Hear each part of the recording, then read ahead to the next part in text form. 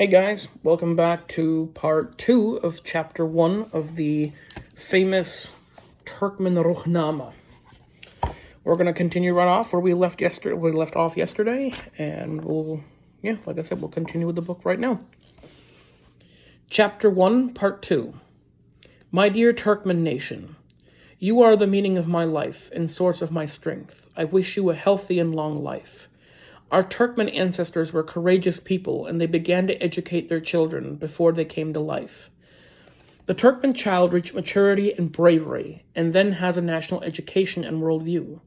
For that reason, bodily health, intellectual stability, and integrity, and good manners were the special characteristics of the Turkmen. In our times, the Turkmen should take care in his eating and drinking to preserve his health and endurance. He should not eat greedily. In order to keep his health, strength, and productivity, the Turkmen should remember Allah Almighty's order. Eat and drink, but do not waste, and behave according to this order. The real Turkmen should be careful about the clothes he wears, and the way he dresses should be reasonable. His appearance should be pleasing, since Allah is beautiful, and the Turkmen should be appropriate for his love. The Turkmens before us continued to read and learn new sciences, even though they had reached the highest levels of the sciences. They lived with the accumulated knowledge that had passed from generation to generation and passed it on to our current generation. They thought that learning of the sciences would end if they made any break in this endeavor. Today's Turkmens, you will be seen as scientists if you keep reading. If you lose your learning, then you will become illiterates. Every citizen of Turkmenistan should have a knowledge of science. This would be the result of brave souls, poetic perception, sensitive heart, and spiritual richness. To read and to learn is to have a deeper knowledge of life. When one reads, new ideas and anxieties emerge in the mind. Thus, to read and to learn is to appreciate Allah Almighty.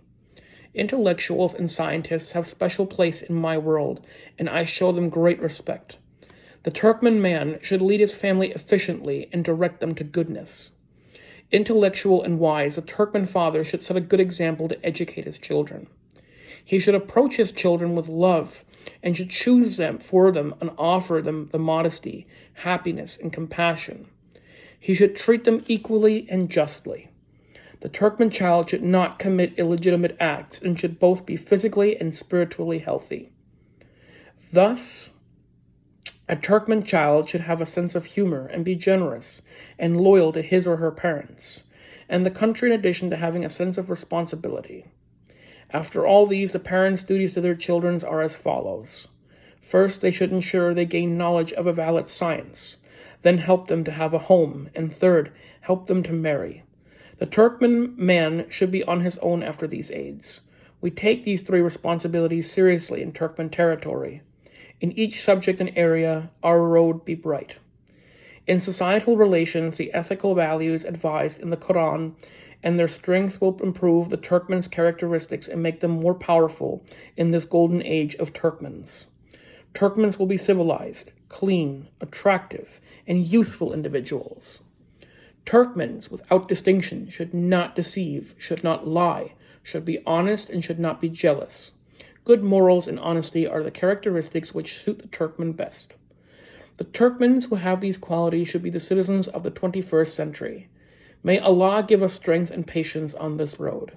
The never-ending spiritual source for a true Turkmen who continuously ponders on his spiritual world, who really worries about his well-being, who is self-conscious, alert, and careful about enhancing his intellectual, physical, and spiritual capacities, should be the Ruhnama, which never let his exuberant, sensitive, poetic, and sublime heart and longing for spirit, deeply felt enthusiasm and inner feelings extinguish.